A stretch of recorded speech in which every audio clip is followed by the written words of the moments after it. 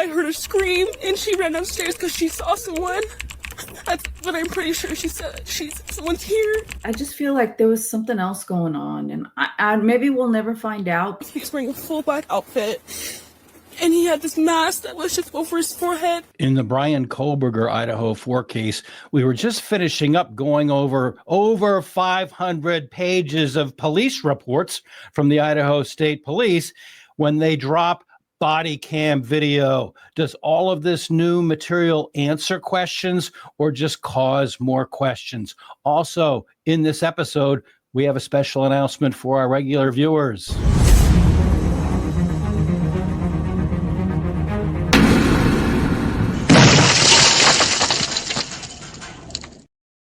It's been some time since Bryan Kohberger pled guilty. A lot of people thought the case would go away, but oh no. I'm attorney Andrew Myers. This edition of About the Law, I'm joined by Yolie Medina. Yolie, how are you? I'm fine. How are you? I'm good. And as we always tell people at the beginning of these episodes, this is like the East Coast, West Coast. Yeah. Because I'm here outside of Boston, and you're over there in Orange County, California. Yep. It's pretty hot right now. Is it? Yeah. We've had a hot summer, but it's kind of moderated a little bit just this last week. Yeah. It's crazy. Yeah, and we do have a special announcement we're going to tell you a little bit later for people that regularly watch About the Law and have followed it and answered questions. We're going to answer some of those questions for you. I guess we should just jump right into this body cam video. It was amazing, and I'm going to ask you a little bit later on, do you think it answered questions or caused more questions? But this first part of the video from the Moscow Police Department is them going through the property at 1122 King Road on their first call. Slow down. Just come here. He's talking to him like he's a dog. Slow down. Come here. Yolie, that house looks, looks like it's been lived in with junk all over the place. It looks very clean, doesn't it? Yeah. Look at that. The walls are white. The floor and the stairs are a very light color, wood or fake wood. They look very clean. Yeah. Now, they've redacted stuff with those big, large, black portions. You know, they don't want us to see certain things, like you will not see bodies. You won't see in the bedrooms because they... Okay, here they go up the stairs. They're going from the second floor. So is that a gun that he has? Is that what? Yes. A gun? Oh, yeah. See that? They're going up from the second floor to the third floor. Dude.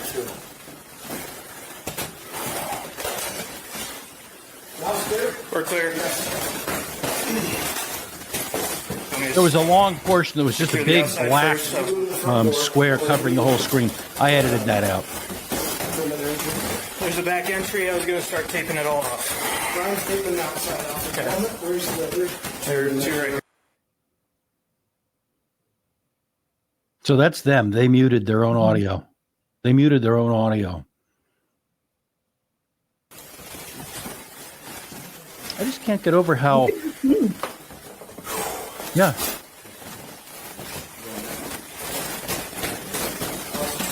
House is cleared off. I got in there. I can't get over how clean the floors are and how white the walls are. Why? Look at that. Not a speck of anything on any of the walls.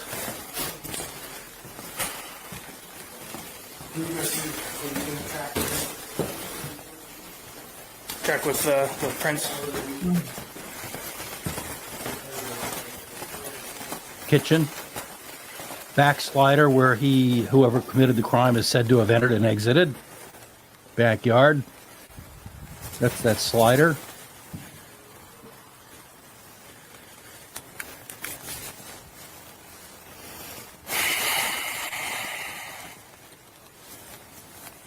Backyard.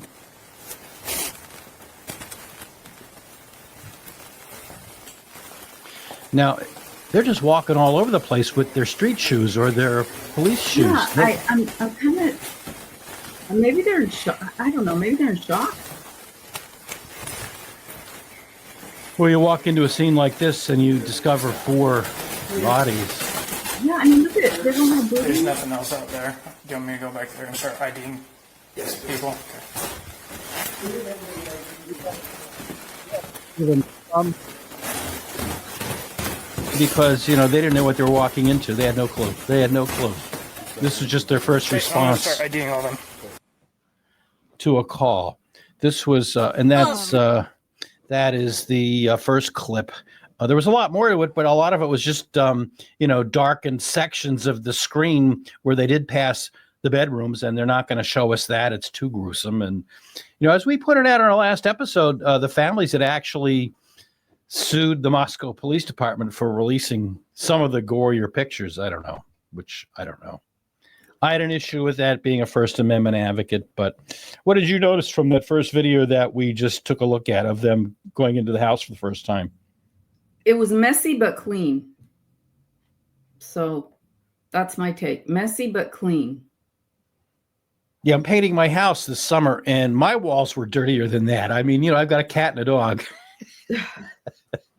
And, me, you go up and down the stairs and you have a bad habit of, sliding your hand up and down the wall, which I know is not a good thing to do. But yeah, those walls were cleaner than my walls pre-paint job. So I don't know what to think. I really don't know what to think. So now I'm confused. I'm actually a little confused because I thought there was a whole bunch of people out front.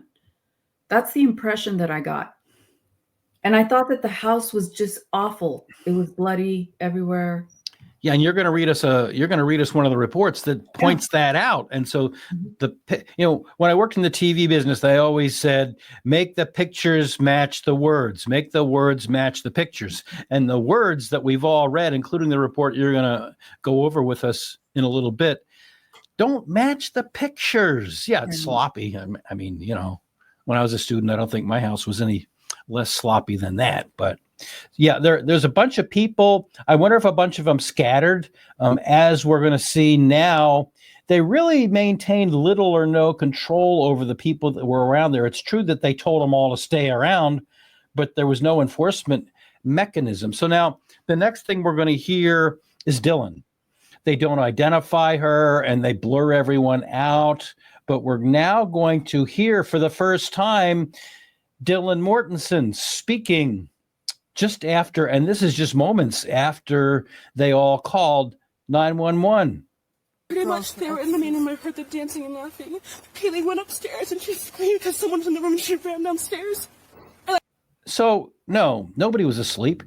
They were watching TV, and Kaylee goes upstairs, and it sounds like all of a sudden, right then, Kaylee starts screaming and there's someone there. That just totally contradicts the previous narrative. Right. And she says they were dancing in the main room. Did you hear that? Yeah. They were dancing in the main room. Yes. And all of a sudden, Kaylee goes upstairs and there's a man and she screams. So this was right away while they're all still awake, conscious, cognizant. And so that's what it sounds like. Yeah. I kept calling her name and she wouldn't answer. And then I saw the guy. I actually locked the door and I ran downstairs. We don't know what's going on. So she's wide awake. Don't give me any of this, shock phase. Didn't happen. How much have you seen on that? No, I don't really know. I just saw my friend when I called because we were so scared. We're like, can you please come help us? And that's all I saw. Told us not to go in. That man right there. That helped show you around. They did go in there. Yeah, and that's when he told us you need to call the cops. Okay. When? Talk to someone else. you mind just Yeah, waiting we over see there all for those me, please? people milling around, but nobody's really, telling him to when- stay or anything. No, I overheard you talking about last night. Yeah. Okay. You don't have. The more we know right now, the better. We can start this process. Yeah. Somebody will probably be revisiting That's this fine. interview with you Yeah. very soon. Again, okay? So just you're probably gonna have to retell the story quite a That's bit. fine. All right. What do you remember seeing? What started? I remember I was in my room and I was trying to go to bed and I heard Kaylee, who ex-girlfriend who also has a dog in her. Real fast. Which one is your room? Kaylee. Which one is your room? Oh. What room are you in? You were in that room? My room, not Xana's room. My room. And your It's room next is this one right here. next to the stairs. That one is Xana's room. Second floor room. Second floor. Okay. All I heard was I heard her go upstairs. Like, okay, I'm gonna go to sleep now because she's going upstairs. And Also, you heard who go upstairs? Kaylee and the dog Murphy. And upstairs to the very top? Yeah, that's where her room is.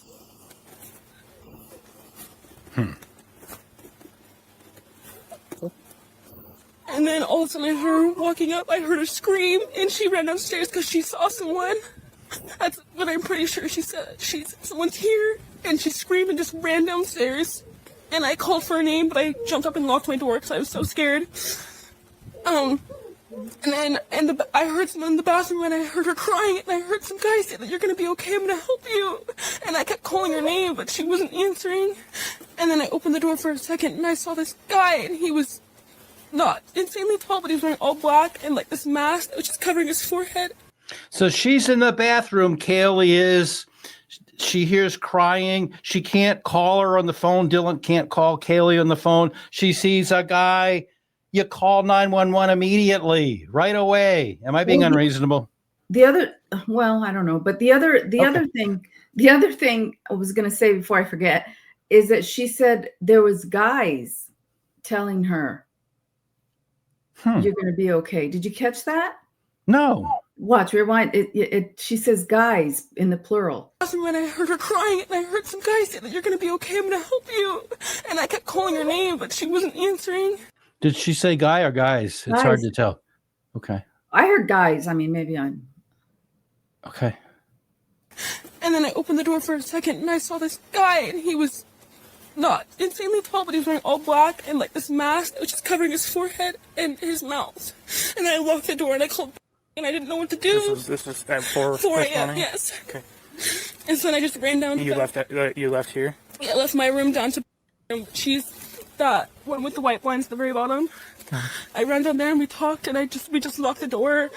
She's pointing to Bethany. We're going to hear from Bethany in a minute, but she's pointing to Bethany. She said she ran down to Bethany's room. We didn't think anything of it. We're like, nothing happens in Moscow, so we just like tried to go to bed. And then we woke up, and it was weird because none of our roommates were up, and we called all of them. They were not waking up, and so me and like, this is weird. So I called and come over, and then that's when all this happened. Who all lives here with you? Me, Xana, that blonde one right there. Okay. This is Xana. Xana is the girl in there. Is the girl that lives this far? Yeah. Okay. Xana. How do you spell her name? Xana. Do you know if she has a middle name? Alexis, I think. Do you know what her last name is? Kernodle. K. I don't know how to spell it. Really, K. You know? Rnodle. Kaeer. Kaer. Wait a minute. Hold on. Back up. This is not professional police work. When you go onto a crime scene, they've now been there long enough to realize that they're on a crime scene. You separate all the witnesses. You don't have them talking back and forth to each other to get their story straight. Granted, the spelling of a woman's name that's as complicated as that, okay, that's a minor issue, but it's a preliminary issue. But you separate those witnesses. You don't have them standing around listening to each other. Right. Yeah. Because obviously she was the girl that's giving the spelling is listening to what they're talking about. Kaer. Nodle. Dle. Okay. Xana. Xana. Okay. Ethan, who's in there, he doesn't actually live here, but he's here like almost all the time. Ethan is a male that lives here, and He doesn't actually live here. He's in the room with Xana, I believe. he's in there right now. But he doesn't live here, but he's here a lot. And then there's Maddie, Mogen, and Kaylee up top. I don't know where they're at though. Maddie Mogen.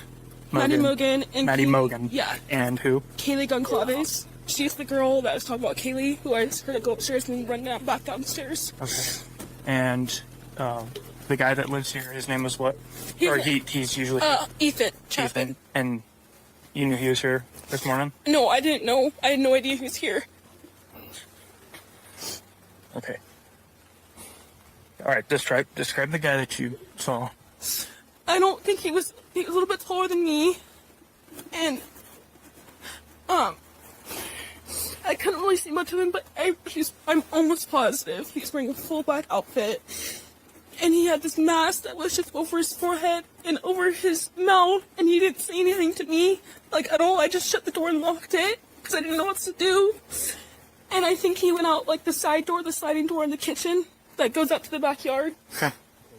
And then I didn't know anything else, so I called, and I was like, I just need to come downstairs and find you because I don't know where anyone else is. And I called Maddie, I called Xana, I called Kaylee, no one would answer except I didn't think anything about fire or firework. Or until gunshot I called her. or I don't anything. think I heard anything of that, but I also was kind of in and out of it because I was so scared and I was really tired. And that's when I called and I told her, I need to come to your room because she was the only one that was answering me, so I just ran down there. And for a second I stopped and I saw Xana passed out and I thought maybe she was just like sleeping or something. I didn't think anything because I was so out of it.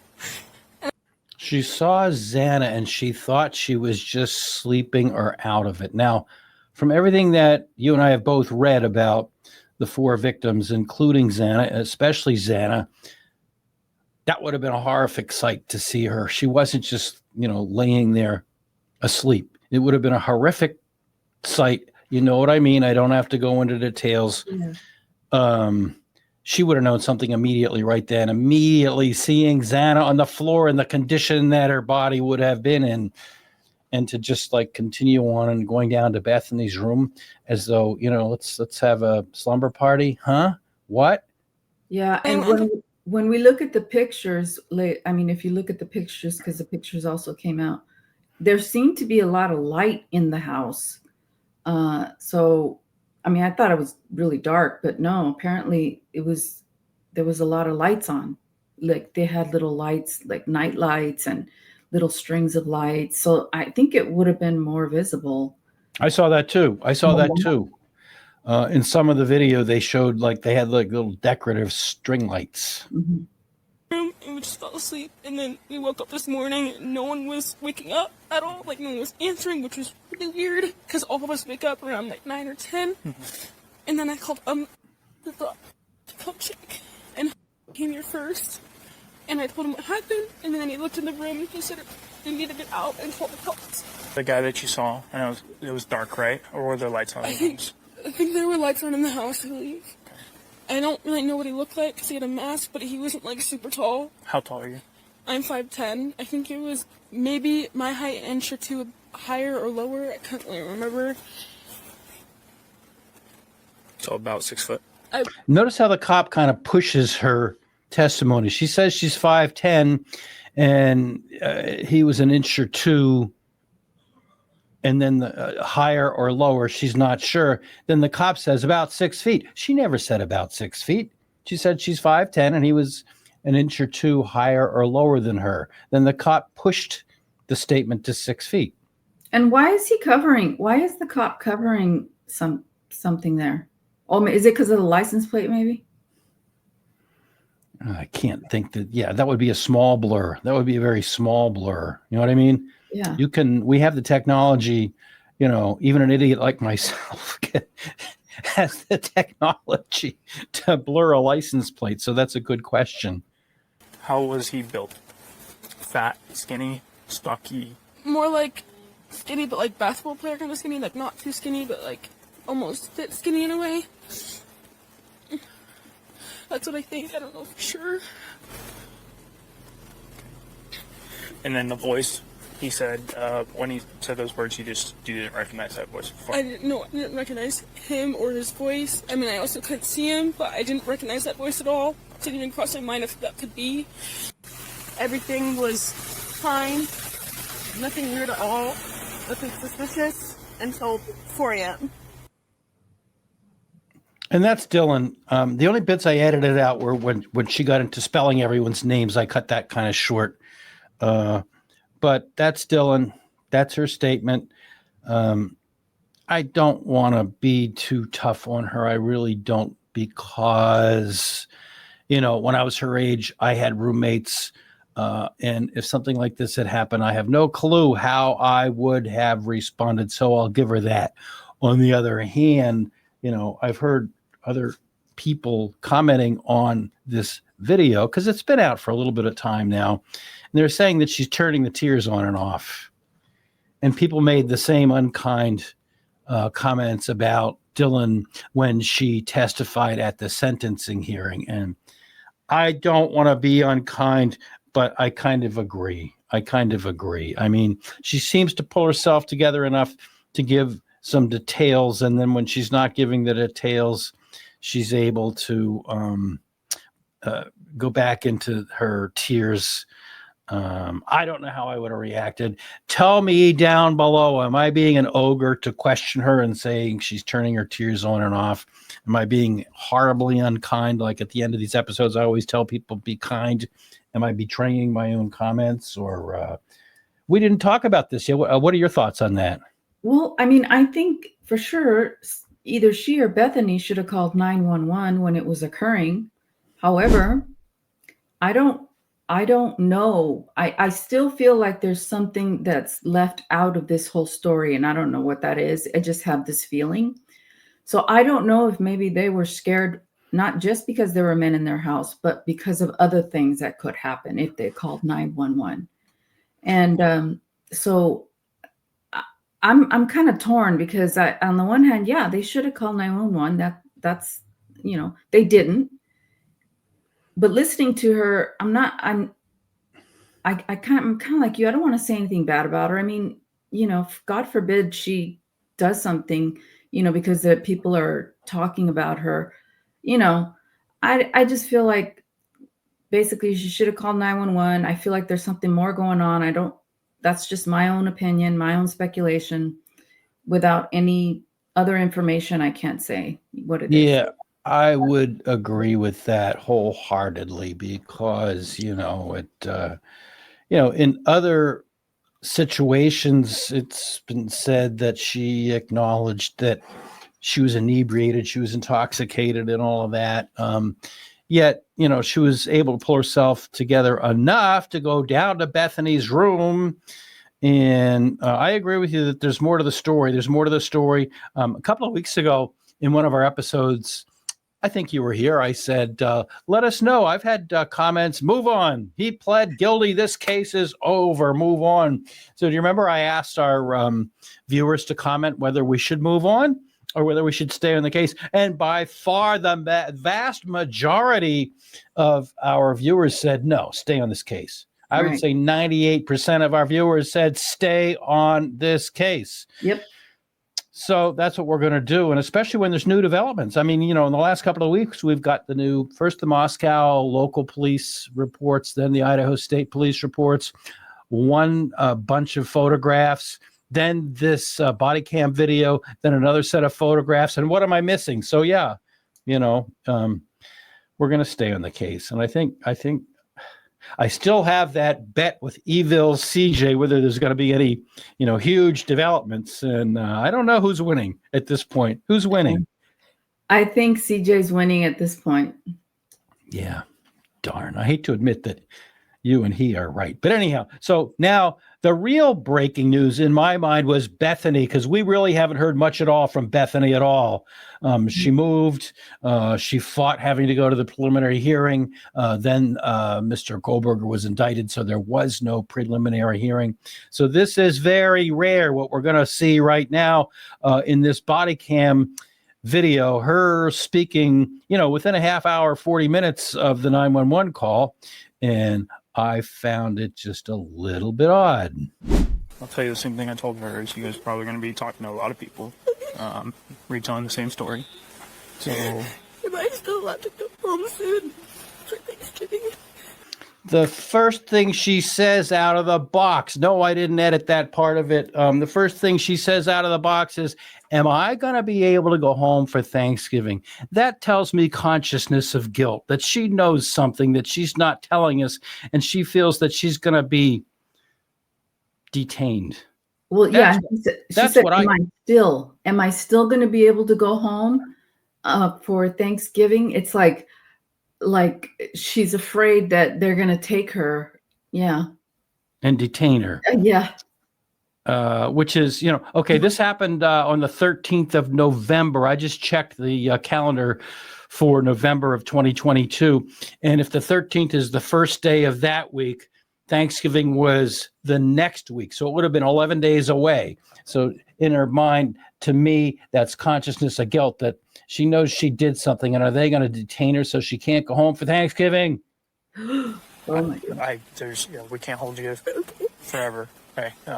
So we'll cross that bridge when it gets there, and the detectives will work with you guys to Look at all those people in the background. No, the police aren't separating them. The police aren't going over there. Now, later on, somebody went over with a clipboard and said who, but they're free to go. They were told that some of them were told earlier that they need to stay, but there's no police officer anywhere like telling them they have to stay. They're just like sitting around. They're just sitting around. They know something happened in that house. They know something happened in that house. You know why? Because if it's a drug house and it was just a bust, they'd have scattered. They would have scattered. They wouldn't have wanted to be anywhere nearby, but they know something happened in that house. And we know that from previous commenters who said that it was all over town long before the 911 call was made. It was all over town that something happened there. So, this is... Well, we know from the reports, from some of the ISP reports, that witnesses were saying that they were called at 10 to come, Yeah. So that's pretty sus. How old do you have the best camera? Okay. So you were here last night. What time frame were you here through now? Were you here the whole time? Yeah, pretty much. Okay. What time did you get here last night? Trying to check. Yeah. No, you can't check. We want a statement from you. Later, you can check and see if you have corroborating evidence. No, you can't check your phone. No. Last night. About like 1:24 or something in the morning. Today? Yeah. 1:24 you got here? Okay, what was going on at about 1:24? And my friend watching Vampire Diaries on the couch. You and... Okay. Watching Vampire Diaries.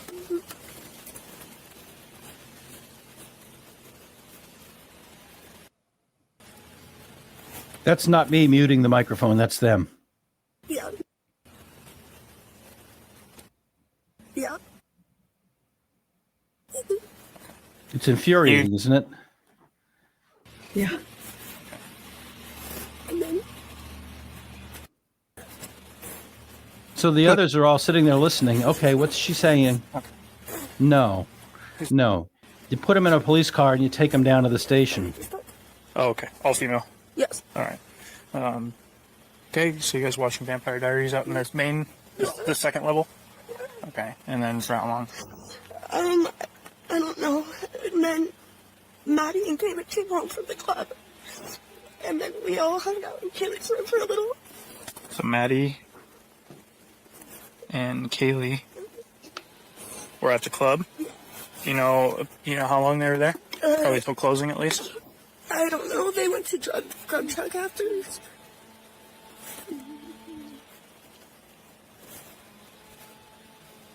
Grub truck.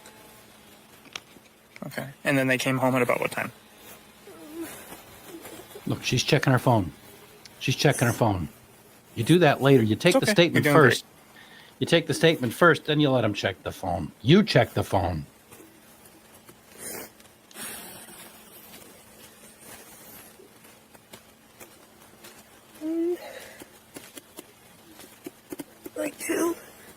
So they did get home at 2?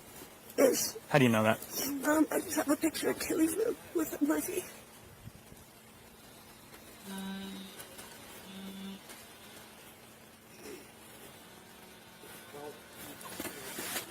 Okay. Then what happened after that? And then me and Maddie took out Murphy, and then Murphy's a dog? yeah, Okay. and then I went inside to go to bed, and she was still taking him out. And then I was in my bed, like, about to go to sleep, and Maddie just said that she lost Murphy. Like, she was, like, and was wondering if he was with me, and I just said no, and then I went to bed. At what time do you think you fell asleep? Maybe 2:30, 3.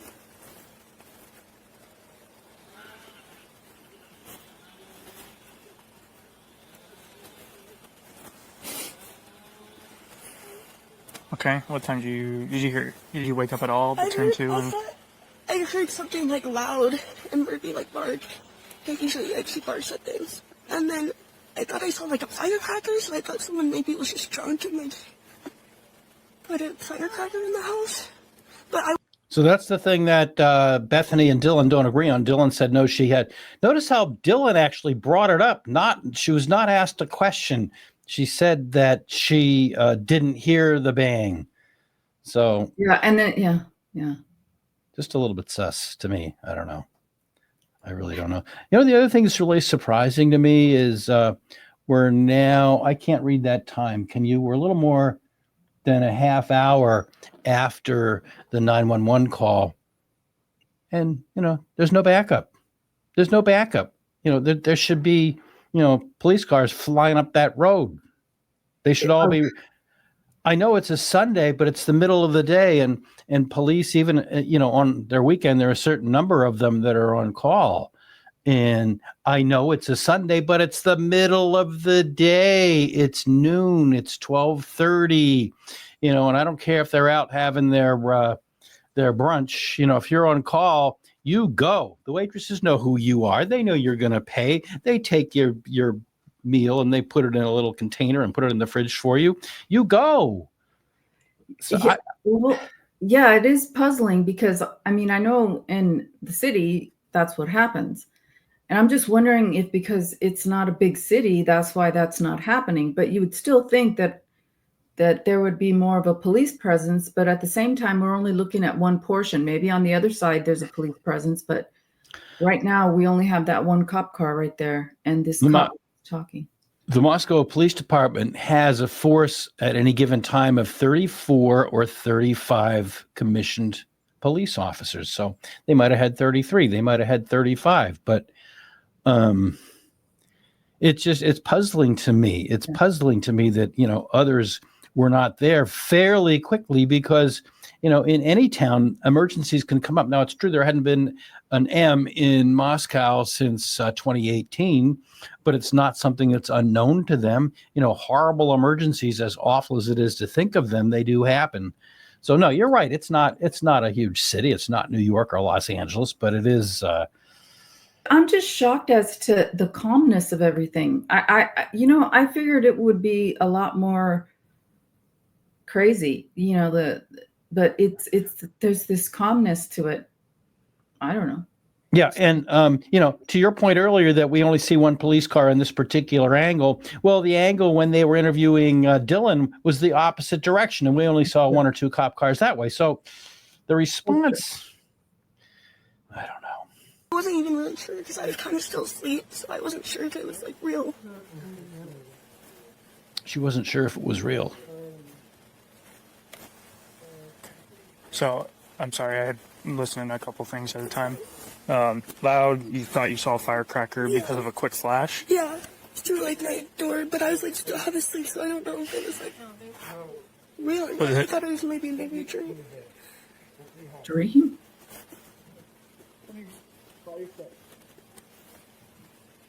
Okay.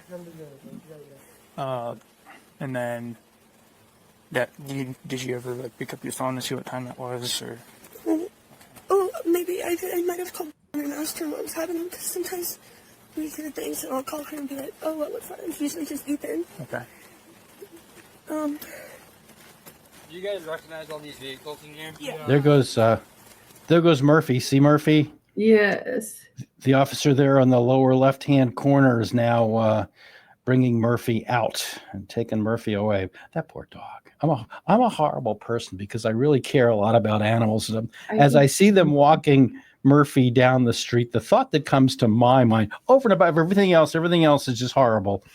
That poor dog. He's walking away from that place for the last time, and that's been his happy home. Poor dog. That's just me. I tried to call Maddie and Ethan and Xana and all them at like 4:20. So you called I tried to call Maddie? At what time? 4:30 and 4:22. I was wrong. There's Murphy right there. See him? See Murphy?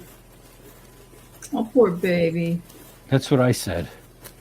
And then Ethan at 4:22. And then Kaylee at 4:31. I thought they were close to me.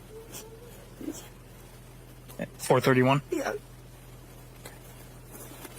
So no. Who knows 4:31? She has to check her. Notice she has to check her phone to give these times. Answer, and then did you go to sleep after that? Yeah, I just kind of fell asleep again. Okay. I was like half awake. For sure. Okay, and then what throughout your day did you got up at what time today? I like woke up because my jaw was hurting really bad. I took some Advil at like 6 or 7, and then I just went back to bed. So I figured no one would be up anyways. And then I didn't wake up until we called you guys. All right. Do you remember seeing anybody in there that I didn't was just belong? downstairs the whole time with my door locked. That's how I always think with it. Because I get scared. I didn't really hear anything either. I thought they were just being like loud and making fitters. Pretty typical. Okay. Is anybody having any issues with any boys? He lives in Boise. Okay, so he wouldn't be up here right now. This is Boise.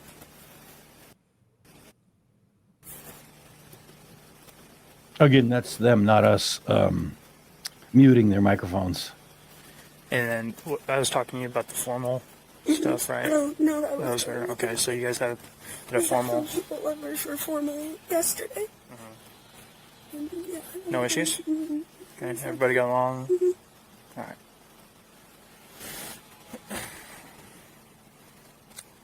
And you were out here when I rolled up? Yeah. Okay. I think I was maybe on that side. Okay.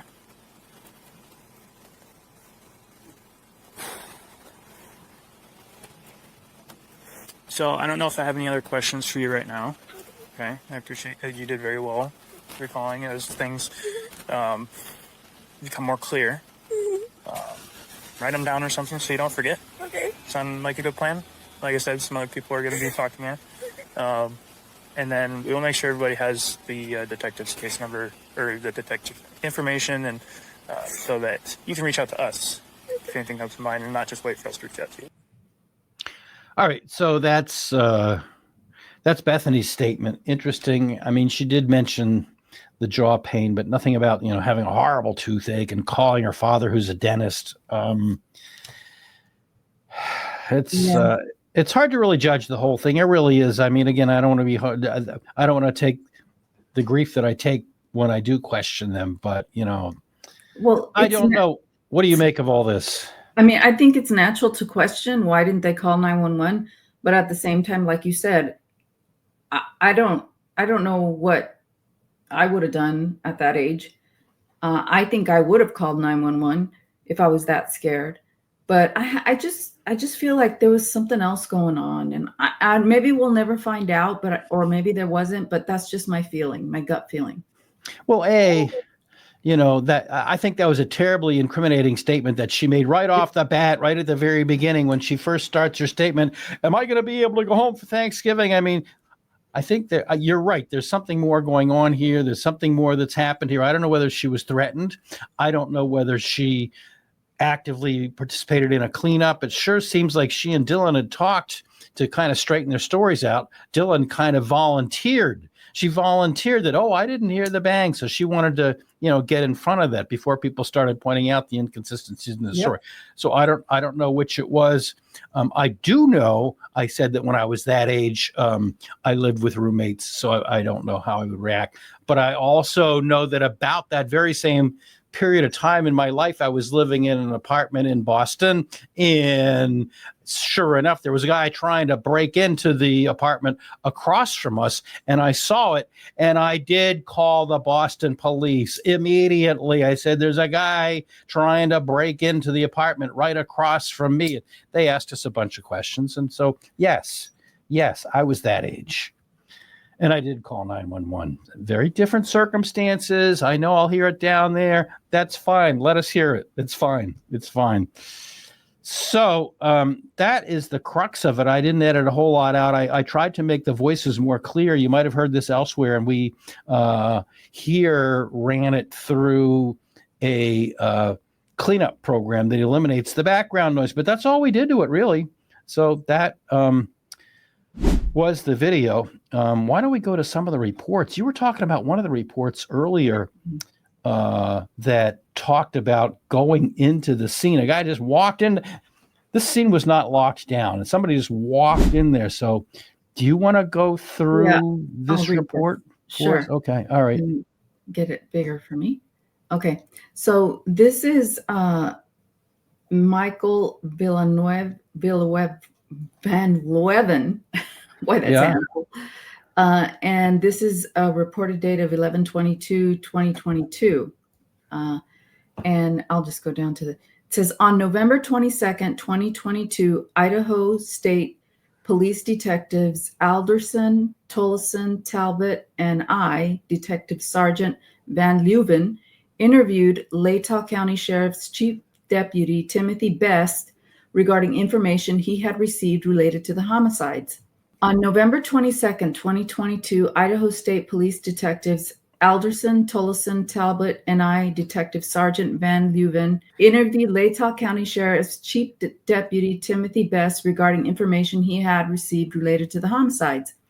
Best advised he had received information from blank at blank, related that he had received a phone call from blank said sounded drunk. Blank lived at blank in Moscow, Idaho. This address is approximately 350 feet from where the homicides occurred. Blank advised his uncle used to work for the ATF and that he had his uncle's ATF hat and jacket. Blank said he put on this hat and jacket, and walked into the crime scene when the bodies were being removed. I think that was later the same day, wasn't it? Yes, I think so. Yeah. If I remember correctly, they were removed that evening in the evening hours, late, but in the evening. And then it says, Blank said he had walked into the crime scene and observed the blood evidence. Blank said he spoke to a Moscow police officer named Blank. Blank is not a Moscow PD officer. He was a recruit but didn't make it off FTO. Blank said Blank wanted to search his house but said he would not give him consent and said Blank would have to talk to his landlord. Number 4, Blank said he described the crime scene as shooting a deer inside of an apartment building. Wow. Blank further told that he was outside of his house getting ready for a hunting trip when he heard a car starting up at approximately 3:45 a.m. on the morning of the homicides and saw a car come from the area of the homicide and drove past his house. He had no vehicle description other than it was a car. Blank told Blank that all of the victims were double tapped in the house. He made no mention of anyone being stabbed. Blank described a blood trail in the house that led toward the bathroom, but that he didn't make it. Number 6, Blank said he went hunting that day near Deary with a man named Blank Blank. Said there were reporters near his house, setting up to shoot video, and that one of the reporters had backed into his vehicle. This interview was audio recorded. This recording was later placed on a disc, and the disc will be transferred to the Moscow Police Department. Nothing further. Well, that certainly doesn't, that's not that this is the most credible person in the world, but I mean, the description of, blood everywhere certainly does not match up to what we just saw in the video of the police going to the scene right away. The floors look clean. Now, it's true, yes, that the doorways were blacked out, but or redacted in a video manner, but the floors were all very light colored hardwood. The walls are white. I saw no blood anywhere. Did you?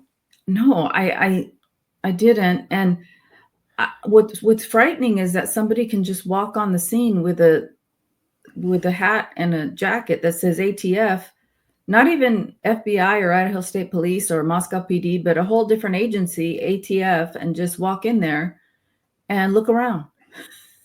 Yeah, scene is supposed to be locked down now. If there's other law enforcement that come and go, someone is at the scene of a crime scene.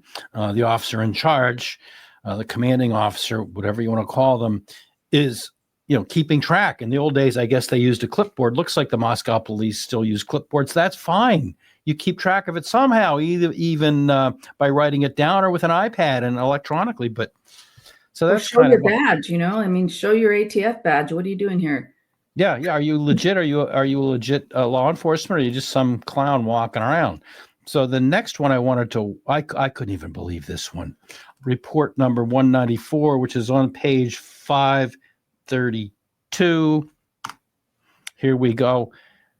I couldn't even believe this. The police actually pretended like they were timing themselves on a run, and they said that Kohberger or whoever committed the crimes could have done it in a minute and a half or 2.5 minutes, which I found to be totally unbelievable. So here we go. Report 194. On November 21st of 2022, Idaho State Police Sergeant Darren Gilbertson conducted timed runs through the residence at 1122 King Road, Moscow, Idaho. And it goes over the names of the victims. The purpose of the timed runs was to gain an understanding of the approximate time needed to have carried out the M's. I was assigned and worked as the lead investigator for the Idaho State Police in assisting the Moscow Police Department with multiple homicides. Number one, based upon the processing of the crime scene and evidence collected, investigators believed Kohberger drove to, wait a minute. Did I just say that this report was November 21st of 2022? Yeah. Okay. The reported date is 7/26 of 2023. So that date is wrong. They didn't have Kohberger on their radar, according to what we've heard. Well, yeah. That's right. It says on November 21st, 2022, Idaho State Police Sergeant Darren Gilbertson conducted timed runs through the residence. Bryan Kohberger was subsequently arrested. So this is not a contemporaneously kept report at all, is it? No. It's so in any event, the discrepancy of the date is not unusual to this police report, as we all know. In any event, this is ridiculous. We haven't even gotten to the ridiculous part yet. After entering through the sliding glass door, Kohberger walked through the kitchen area and to a set of stairs that led up to the third floor. Kohberger then went up the stairs to the third floor. At the top of the stairs and directly to the left side is a door, which was Goncalves' bedroom, and to the right is a short hallway that ended into a bathroom and another door to Mogen's bedroom. Most likely, Kohberger checked Goncalves' bedroom, saw it was empty, and then moved into Mogen's bedroom, where we believe both Goncalves and Mogen were asleep in Mogen's bed.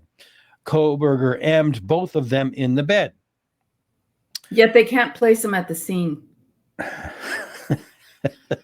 Oh, you're a real stickler for details, aren't you? Okay, so then they continue. Kohberger most likely went back down to the stairs, walked through the second floor living room, then down the hallway, which ended at Kernodle's bedroom. Based on the evidence, Kernodle was initially attacked just inside the bedroom near the entrance. Kernodle fought the suspect in the bedroom area and was ultimately killed on the floor of the bedroom next to the bed. Chapin, excuse me, Chapin, who we believe was asleep, was murdered in the bed. Kohberger C. left the bedroom area, walked back down the hallway, passed through the living room, kitchen, and exited through the sliding glass door, leaving the door partly open. Kohberger then walked back to his vehicle and drove away from the area. Okay. All right. 2. Idaho State Police Detective Jeff Talbot and MPD Corporal Brett Payne assisted with the timed runs. Corporal Payne tracked the times for each run. Detective Talbot walked through the residence with me, calling out the number of strikes to simulate the number of wounds to each victim based on the autopsy reports. Does this sound scientific to you? No. I No. conducted 2 timed runs, the first being a quick as possible run, and the second a slower, deliberate timed runs. During the first trial run, I began at the rear of the residence and came through the sliding glass door. I then quickly moved through the kitchen and up the stairs. I looked into the bedroom to the left and then moved down the hallway and into Mogen's bedroom. I simulated the number of strikes that were inflicted upon Mogen and Goncalves. Detective Talbot counted and kept track in an attempt to recreate the movements and motions believed to have occurred based on the evidence collected and autopsy reports. I moved out of the bedroom, down the stairs, through the living room, down the hallway, and into Kernodle's bedroom. Again, with the assistance of Detective Talbot, I simulated the number of strikes that were inflicted upon Kernodle and Chapin. I then exited back down the hallway, through the living room, through the kitchen, and out the sliding glass door. Corporal Payne reported a time of approximately 1 minute and 30 seconds, 130, on the quickest possible timed run. Oh, my. But are they taking into account the fact that Kaylee might have fought back? Or Xana fought back. Yeah. Well, yeah, Mr. Goncalves. I mean, Xana. That's who I meant. Yeah, Xana. Well, he said he thought that Kaylee fought back too, but Xana particularly, they said that she fought back to the extent that her fingers were almost cut off. Yeah. There's a concept in the law called substantial similarity, and when you're recreating an event, you've got to, as a preliminary matter, show the court before a jury even hears it that your recreation is substantially similar to the events. That's why they went into all this rigmarole in the beginning of this report saying, well, he did. They don't know that. As you pointed out, they couldn't even put him in the house. But now let's assume they put him in the house. Big assumption, I know. How do they know that he did this and he did that and he did this and he did that? Unless they have, evidence that we have not been told. So yeah, I think it's vague. Based on the evidence collected and autopsy reports, the evidence collected is what? So it doesn't really tell us what they based it on in terms of what was collected. No. I'm going to spare our viewers the entire next paragraph. I'm just going to paraphrase. They did this a second time, but number 5, on the second run, slower and deliberate. I followed the same path throughout the residence, but at a much slower, methodical pace. So they go through the whole thing. Bottom line, at the slower and more methodical pace, Corporal Payne reported a time of approximately 2 minutes and 33 seconds. Oh, come on. Oh, come on. Number 7. Signed? Is it signed by anybody? The report? Well, hang on. Let me just read the final thing. Is the time runs revealed that it was possible for Kohberger to have carried out the murders in as few as 2 minutes and 6 seconds, going at a fast pace on the shortest route to the vehicle, or as much as 3 minutes and 45 seconds, going at a slower pace on the longer route to the vehicle. Oh, come on. Report Officer Darren Gilbertson. I don't think anybody signed any of these reports, Yolie. Do you? Well, this report, they didn't sign it. Some of them they do. Here's just at the very top it says Darren Gilbertson and well, maybe they're not signed. Yeah, Brett maybe Payne. Idaho Brett Payne State. takes. So it's the two of them. It's the two of them. But is this them looking for facts, or is this them looking to fit whatever they can into their previously determined narrative? Well, That was yeah, I mean, it's like they're trying to, they're going one step ahead by saying that these crimes could have been committed in this time frame, and they're saying instead of having an independent expert do it, they're doing it. Objection, irrelevant, substantial similarity. Calls for an expert opinion. Calls for expert basis. So I think a law school kid could have tried this case. I really do.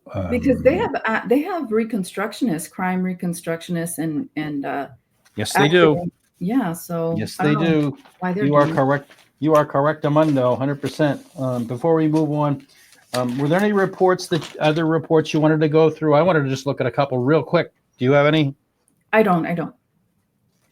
I have been a defender of the defense attorney, Ann Taylor. I've been a big defender of her all the way through until now, and I'll show you why. I don't think she was ready to try this case, and I'm going to show you why I say that. We go to the last three reports, report 205, 206, and 207. We go to a whole number of witnesses that had been put on Ann Taylor, the defense attorney's witness list, and they go through them all, and a lot of them hadn't even been contacted by the defense team or even received summonses. Now, I know, or subpoenas. I know when you go to try a case, sometimes you pad out your witness list just to scare the other side. But the Idaho State Police, on June 3rd and 5th of 2025, I contacted multiple subjects by phone who had been identified as witnesses by defense counsel for the upcoming trial of Kohberger. The details of the conversations with each of the subject are summarized below. Here's witness A. She was interviewed by the defense counsel before the preliminary hearing, but hasn't been in contact with them since. Here's witness B. Has not had any contact with defense counsel for Kohberger. Here's witness C. She has not received a subpoena or had any contact with defense counsel for Kohberger. They couldn't get a hold of witness D.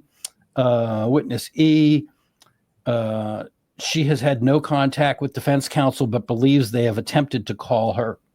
Witness F. I contacted witness F and arranged for her to meet with Moscow Police Detective Fox. Detective Fox advised that she had not received a subpoena or been in contact with defense counsel. Witness G had not received a subpoena. Then the next report, same thing. And the final report, this is the final report in the 556 pages, did receive a subpoena from defense counsel in April. She spoke with someone from Ann's team on May 8th. She's unaware of what she'll be testifying to. What? And it goes on. These are the final pages of the 556 pages that were released. Witness C has not received a subpoena, has not had any contact with the defense. Another one has not received a subpoena. So, what is my point? My point is that I don't know if they were prepared to defend this case in a trial. I hate to say that because I've been a big defender of Ann Taylor. People have taken shots at her and I've defended her all the way through, but those were stuck in the very end of the 556 pages. And I just found it unbelievable. She did say, though, that she was not going to be prepared, remember? But she was talking about that in terms of the mitigation phase of the trial, where she was making a record that she wasn't going to be prepared. So that's a good catch, Andrew. It's one of those things that makes you scratch your head, and it should never be a reason for you to plea your client out to a life sentence. It should never be a reason for you to plea any client out. I don't care if it's spitting on the sidewalk or anything else. We're all told, be prepared, be prepared, be prepared. Anyhow, so interesting. Let's go through our comments real quick. Do you want the evens or the odds? I'll take the odds. Okay, you're on. This is Christine005. My only concern is that YouTubers and MSM are only reading selected specific reports that suit their narrative. I suggest that if anyone is truly interested in the case, that they read these documents for themselves. Yeah. Well, that's fine. I mean, they're 556 pages. They go on forever. I know, Yolie, you've done episodes going through some of them. You and Rosie. Rosie did an episode going through them. I've been listening. I will reach out to someone. Dago has been reading through them sequentially from beginning to end. And I think as we record this, he's about, I don't know, maybe about halfway through. So there are people that are going through every single one of them. And thank you, Dago. I shouted out to him earlier this week because I was trying to get some work done, but I just turned on YouTube and flipped to him, and I was listening, and I went, oh my gosh.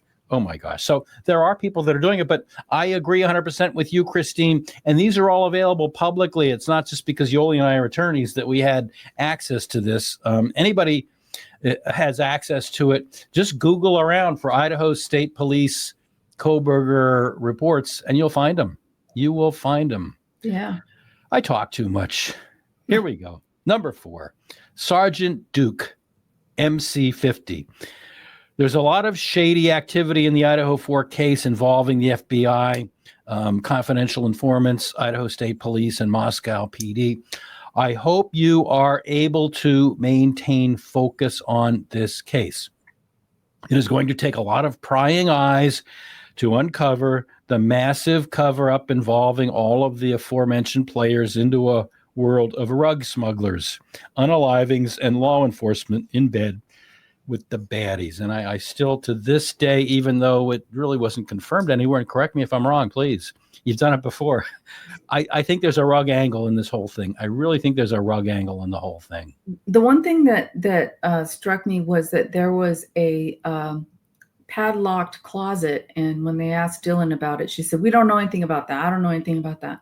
So that's kind of strange, but... That's very strange. If you're in an apartment, if you're living in an apartment and there's a padlocked area, you've got to know. Yeah, I've seen some commenters in other podcasts saying, "Oh, that's the furnace room." Really? Well, maybe. Wouldn't you want to know that? I mean, I've lived in my house for 30 years, and occasionally, not very often, but occasionally, there has been an emergency that required me to access the furnace, turn it off, and call the man. So, I mean, no, I don't think a furnace belongs in a room that's locked that people have no access to. It does happen. I mean, I don't know. Well, I've gone to like those VRBs, and where you go and stay like for just a few days or weeks, and they have certain doors locked. So that's a different situation, though. That's. Do you mean like a B&B? Yeah, there you go. Yeah. Well, East Coast, West Coast, we have different languages. I know that. Mm-hmm. Here you go. Number 3. This is from Maria Susanna Fort, 8689. Hello, stay on the case, please. I believe even pleading guilty, Bryan is innocent. I couldn't see a single evidence that proved he did this horrible crime. Well, yeah, a lot of people believe that, but for the fact that he pled guilty, it's kind of hard it's hard to believe. It is hard to believe he did plead guilty, but I believe the DNA is very suspicious. But we've talked about that a lot. Yeah. So number 2, Diane McGee. I hope I'm saying that correctly. Diane. Dylan claimed that it sounded like Murphy barking sounded as though he was getting farther away. She and Maddie took him out, and then Kaylee then went down and asked where Murphy was. As you said, who let him back in? as he was there when the police came. So this kind of contradicts what we just heard in this episode from the live body cams. So a lot of details are they're just not fitting together. Right. Final comment. Johnny McKittrick's alive. Yep. Okay. Why did Bethany not text anyone and say, everyone run down to my room? Why did Bethany only text Dylan? That's a good point. It's a really good point. I mean, yeah, they say, Dylan says that she did call Kaylee and Maddie and Xana, and they didn't answer. But yeah, if you're going to go down and see Bethany, why not just text them just to see? So finally, we always end these episodes by pointing out that the case is about the Idaho 4. It's Ethan Chapin, Xana Kernodle, Madison Mogen, and Kaylee Goncalves. And so, yes, we always have to point that out. Yolie, we have some big news on this channel, and I'm not gonna give it all away. I'm just gonna say that a lot of people have been asking a lot of questions down in the comments. We're gonna answer those questions. We're gonna do a live this coming Tuesday, whatever day that is. This coming Tuesday. At 5 o'clock Eastern time. So that'll be 2 o'clock Western time. But we're going to do a live. We don't do very many lives. I don't like lives, but we're going to start doing lives on this channel, and we're going to answer some questions about some mysteries about this channel at that time. So join us, subscribe, like. Oh, I always put you on the spot at the end of these episodes. Do you have an emoji that if anybody has been listening to this all the way through, do you have an emoji to suggest that they leave us? Oh gosh. How about a lock for that locked compartment? How about that for a lock for that that mysterious locked compartment? Yeah. All right, Yolie, thank you. And folks, don't forget to join us this coming Tuesday at 5 o'clock. Whether you are in the grocery store, the gas station, or anywhere else, please remember to be kind to people. You don't know what they're going through. And the same goes for our comments section. We want you to comment, but be nice, be kind, be positive if you can. And thank you for watching. Be sure to like and subscribe. Have a good one.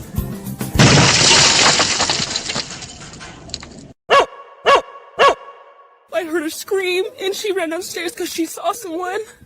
That's what I'm pretty sure she said. Someone's here. I just feel like there was something else going on, and I maybe we'll never find out. He's wearing a full black outfit, and he had this mask that was just over his forehead.